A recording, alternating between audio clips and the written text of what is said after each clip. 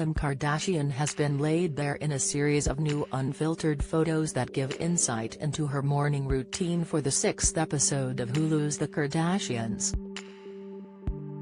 It's been reported that her sister, Khloe Kardashian, is still in the process of constructing a new home, so Kim has allowed Khloe and Tristan Thompson to use her gym so they can still work out. Kim, 41, was filmed going to see them near the gym in quite an unusual outfit, as she was pictured donning a large, puffy white dressing gown and was also completely makeup-free.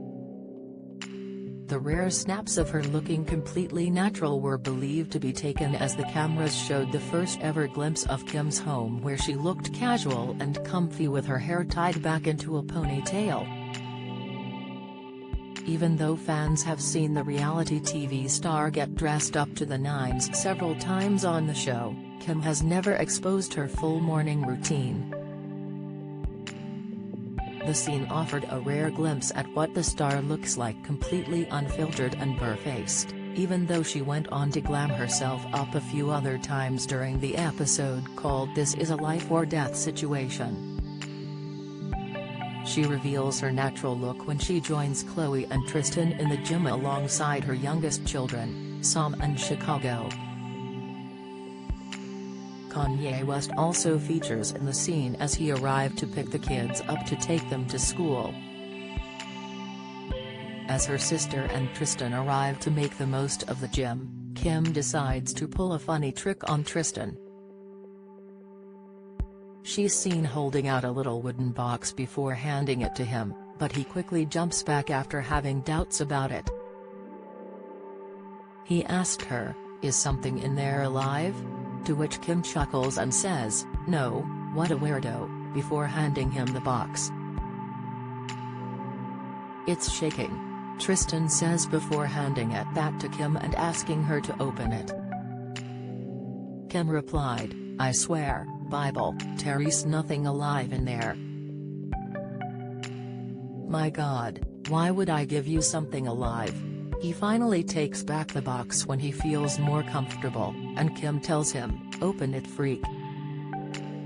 A fake spider eventually pops out of the box, which causes Kim to burst out with laughter. He said, "I knew it was something. You got me, before Kanye is seen messing around with the box.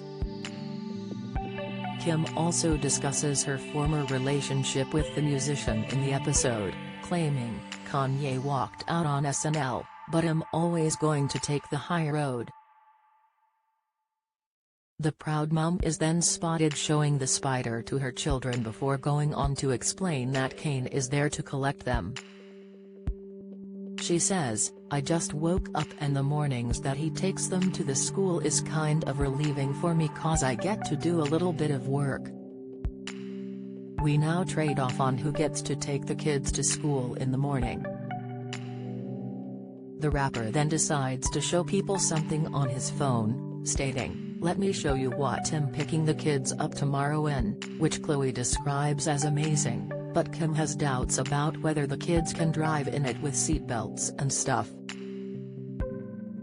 Kane goes on to show it to film crews, and viewers at home get to see that it's a full fire truck. He then makes a joke saying they're not supposed to pretend Terry's no cameras, any cameras. Khloe then chirps in, adding, "Oh no, this is docuseries, so you can actually talk to the cameras here." As Kanye turns to face the camera, Kim makes a joke, saying, "Has gonna talk for 45 minutes, and the cameraman tells him to go for it." As Kim and Kane leave, Khloe is seen telling Tristan that Kanye actually exercises in the huge black boots he's been seen wearing over the past few months. Meanwhile, later in the episode, Kim went on to ditch the glimmering white dressing gown for a sleek black look the following morning when Kanye arrived with the fire truck.